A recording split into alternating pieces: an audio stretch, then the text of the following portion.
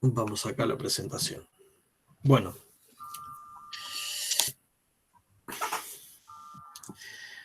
Bien.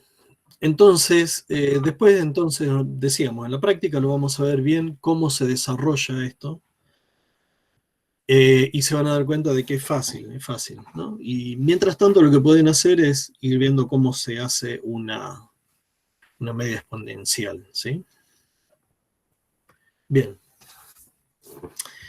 Nosotros dijimos en esta media exponencial que íbamos a usar por simplicidad un alfa que tiene un valor 1/2. Además, nos viene fácil para hacer cálculos de una forma relativamente simple. Fíjense lo que pasa acá con este grafiquito, que nos da una idea de cómo evoluciona, de cuánta injerencia tiene cada una de las ráfagas de CPU al momento de calcular esa media. En el cuadrito vamos a usar un alfa de 0,5 inicialmente para interpretar el grafiquito, cuadradito blanco. Entonces, vamos a tener valor del coeficiente 0,5, inicialmente 0,5, alfa 0,5, cuadradito blanco, acá está. ¿Lo alcanzan a ver? Bien, esta barrita blanca. ¿Qué pasa? Cuando yo elijo un coeficiente de 0,5, el primer término que voy a usar en esa media exponencial tiene una incidencia de 0,5. El siguiente término hacia atrás va a tener la segunda ráfaga, digamos, ¿sí? La ven acá, va a tener una incidencia de 0,25 acá. Es decir, un cuarto. La primera ráfaga impacta, tiene un peso en el promedio de 0,5. La segunda ráfaga hacia atrás va a tener una incidencia de un cuarto, la mitad que la anterior. La tercera ráfaga hacia atrás va a tener una incidencia de la mitad, ¿sí? 0,125 sería este valor. Y así sucesivamente. Cada una de las ráfagas, en la determinación del promedio, va a tener una incidencia que va a ir siendo la mitad de la anterior. Entonces, fíjense cómo va evolucionando el gráfico con la barrita blanca. La primera ráfaga 0,5, la otra un cuarto, la otra un octavo, la otra un 16avo, la otra un 32avo. La quinta ráfaga incide en el promedio en una 32ava parte. ¿Sí? Porque ese alfa lo vamos dividiendo por sí mismo, ¿sí? Lo vamos dividiendo por sí mismo. Entonces, cuando llega la décima ráfaga, el valor de alfa es prácticamente casi nulo, tendiendo a 0. Entonces, la décima ráfaga con un alfa de 0,5 tiene una incidencia en este promedio de prácticamente nada.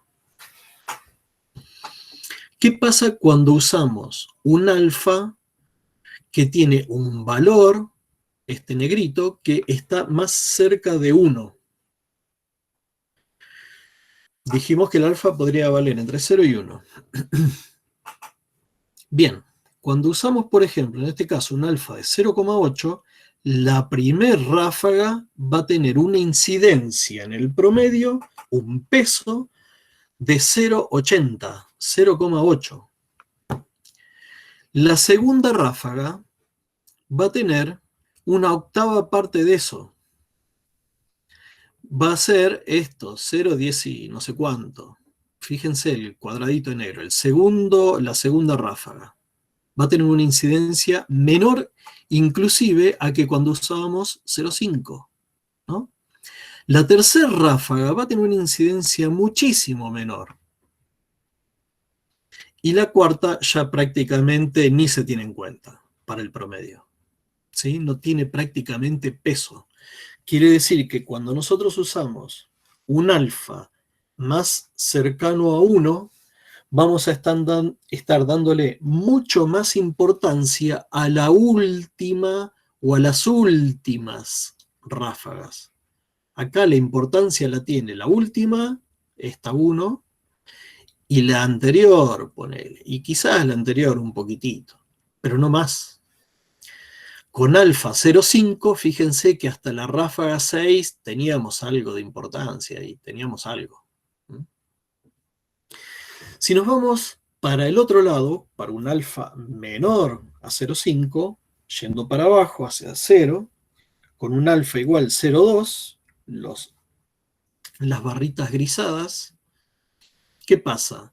La última ráfaga que utilicé en la determinación de este promedio tiene poca importancia, tiene poco peso. Tiene peso, es más importante que las demás, pero fíjense que no tiene un peso tan preponderante como si uso 0,5 o si uso 0,8. El peso en la determinación del promedio es bastante menor, 0,2. Fíjense, la siguiente ráfaga sigue teniendo bastante peso. La ráfaga número 2 en la determinación del promedio tiene bastante peso. La 3 también, la 4 también, la 5 también, la 6 también, la 7 también, hasta la ráfaga 10 siguen teniendo peso en la determinación del promedio, la duración de las ráfagas. Entonces, si yo utilizo un alfa más cercano a 0, voy a estar dándole más importancia a las ráfagas más antiguas.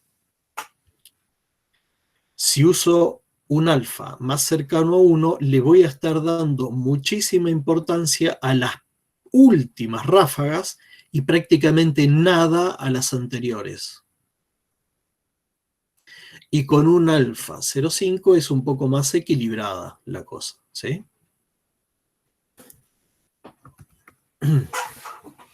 Esto es ahora un gráfico en el cual vamos a ver cómo se comportaría en un hipotético caso el cálculo de esas ráfagas contra una observación real.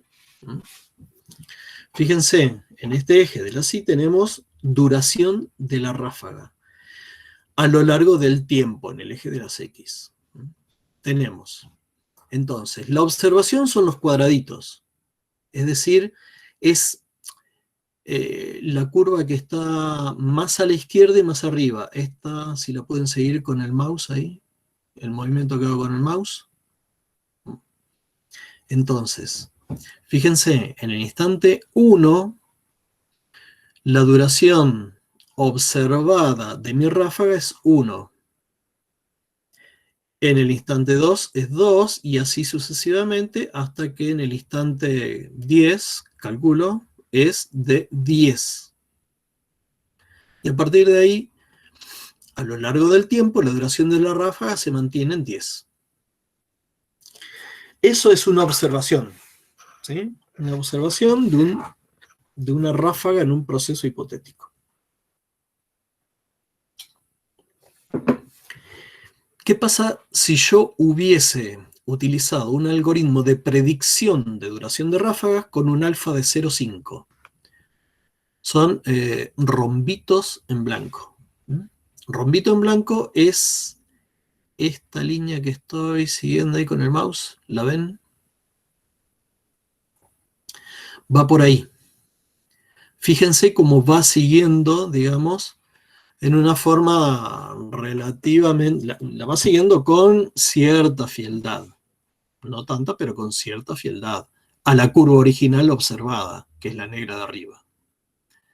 La va siguiendo, más o menos paralela, y aquí empieza a, digamos, hacerse asintótica y en algún momento va a seguir siendo asintótica, ¿no?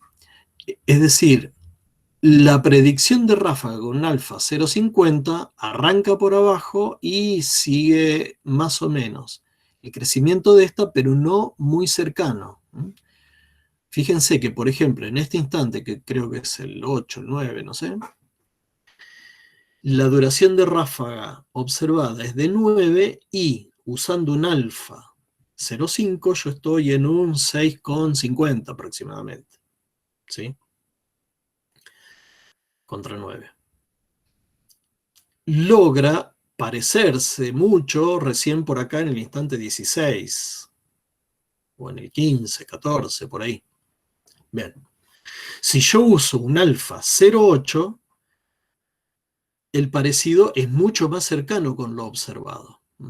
Fíjense, ni bien se produce una variación en lo observado, el algoritmo digamos, lo que va haciendo es parecerse mucho a la última observación, con lo cual los cambios se copian más rápidamente. Fíjense que rápidamente se acopla, y acá ya lo tenemos igualito, negro y negro. Mientras que, si utilizo una media simple, bueno, la media simple nada que ver, ¿no? Miren por dónde viene la curvita. Bueno, esto es como para tener una idea de cómo funciona el alfa, este coeficiente alfa, en la determinación de la duración de la próxima ráfaga con una media exponencial. En la práctica, reitero, lo vamos a ver bien. De todos modos, fíjense en un libro, repásenlo un poquito o lean algo de medio exponencial por ahí, así lo tienen claro cuando lo revisemos en la práctica. Bueno. ¿Sí? Bueno. A ver, ¿qué pasa? Todo esto era para predecir ráfagas, duración de ráfagas de CPU, para un algoritmo que necesitaba que hagamos eso, como era SPN. Bien. De todos modos, esta explicación no vale únicamente para este algoritmo, sino que vamos a ver otro en el que también se utiliza este algoritmo. Ahora, ¿qué pasa con este algoritmo? Tiene posibilidad de inanición de los procesos más largos en la medida que haya muchos procesos que siguen llegando a listos y que son más cortos. ¿Sí? Si yo tengo en la lista de listos procesos que tienen una duración de ráfaga prevista muy larga, cada vez que llegue un proceso a listo que tiene una duración de ráfaga más corta, va a ser despachado ese primero. Con lo cual, los procesos con una larga duración de ráfaga prevista se van a ver postergados con este algoritmo. Como esto no es un algoritmo preemptivo, no es adecuado entonces en un sistema de tiempo compartido. Le pasa en este caso lo mismo que le pasaba a FCFS, por ejemplo. No puedo dejar que un proceso se ejecute todo lo que quiera cuando yo tengo usuarios interactivos, donde todos tienen que recibir respuestas en un tiempo apropiado. Vale, va a pasar lo mismo. Los procesos acotados por CPU adquieren menor prioridad, como es la intención, pero un proceso que no haga entrada-salida aún podría monopolizar la CPU si es el primero en entrar al sistema. Claro, porque siempre va a quedar listo. Los procesos acotados de entrada-salida son ráfagas chiquitas. Van a quedar listo, siempre antes que estos. No solo eso, sino que en el orden que se establece en la lista de listos, los procesos acotados de CPU van a tener duración de ráfaga más larga, con lo cual van a estar más abajo. Bien, podríamos decir que implícitamente incorpora prioridades, porque tienen preferencia en los trabajos que son más cortitos, ¿no? Bien. Y hay una variante que ya la dejamos para mañana. Mañana terminamos de ver esta unidad, chicos. Yo quería terminar ese temita. hicimos muy larga la primera parte y muy cortita la segunda. Quería terminar SPN. Mañana vamos a terminar con esta unidad que habla de las políticas de planificación, a las cuales se le va a dedicar bastante tiempo en la práctica también. Y es uno de los temas de los integradores, ¿sí? Es uno de los trabajos integradores. Así que, bueno. Hasta acá llegamos con esto de hoy, chicos. Ahora, déjenme... Bueno, nos vemos mañana a las 16, ¿sí? Muchas gracias. Vale, joya. No, Chao, gracias. chicos. Chao, chao. Hasta mañana.